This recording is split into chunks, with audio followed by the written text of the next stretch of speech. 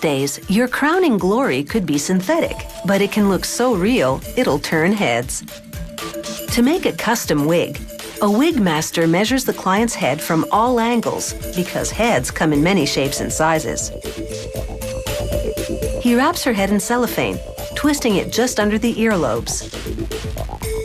Next, he sticks filament tape all over the cellophane wrap. He layers it 4 times to make a cast. He lifts the tape and cellophane cast from her head and places it on a wig block, a head shape made of canvas or wood. Using a grease pencil, he traces around the cast, making a pattern of the client's hairline on the wig block. The wig master then cuts pieces of plain blue paper. He pins it on the wig block within the pattern lines. The paper will prevent light from reflecting into his eyes as he works. Now he places a large-sized polyester and cotton lace on the block and cuts it to the penciled outline. He pins a finer lace from front to back, pleating the edges with pins. He pulls open a drawer full of real and fake hair, and it's hard to tell the difference between them.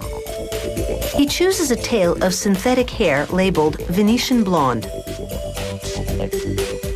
Pieces of pink and orange synthetic hair will be blended into the Venetian blonde tresses to create dramatic highlights. This is the tool for the job. It's a giant comb with rows of sharp steel teeth. It's called a hackle. The wig master places the Venetian blonde synthetic hair between the teeth of the hackle and sets the bright pink and orange locks on top.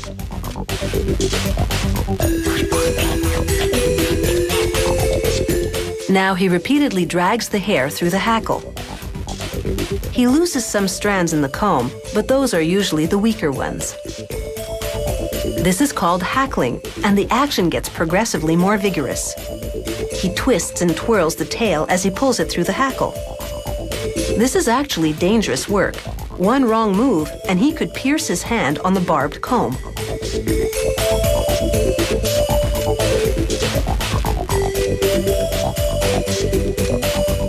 Once the hair is blended, he cuts it in 2.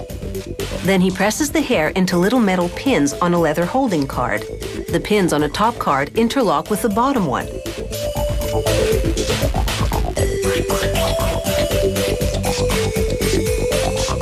He pulls hair out of the holding cards a few strands at a time. With a small needle that looks like a fishing hook, he knots the strands into the lace, beginning at the nape. This is called ventilating. It's very similar to rug hooking. In fact, it may be why toupees are often referred to as rugs.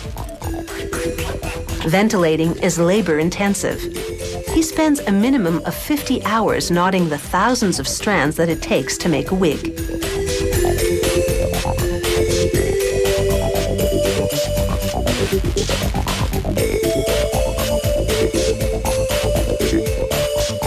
Partway into the job, he combs out any tangles and flounces the hair to make sure it moves naturally. Wigs for film and TV are usually made by hand rather than machine because the result is more authentic looking. Because the camera tells all, the wigs need to look as real as possible.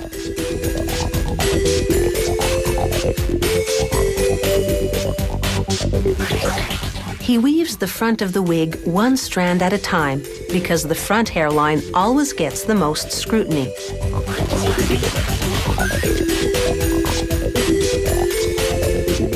Now it's time for the fitting and the transformation. The wig needs a little styling, and he trims the ends. He cuts away the extra lace, and voila! She's ready to let her synthetic hair down and get into her new role.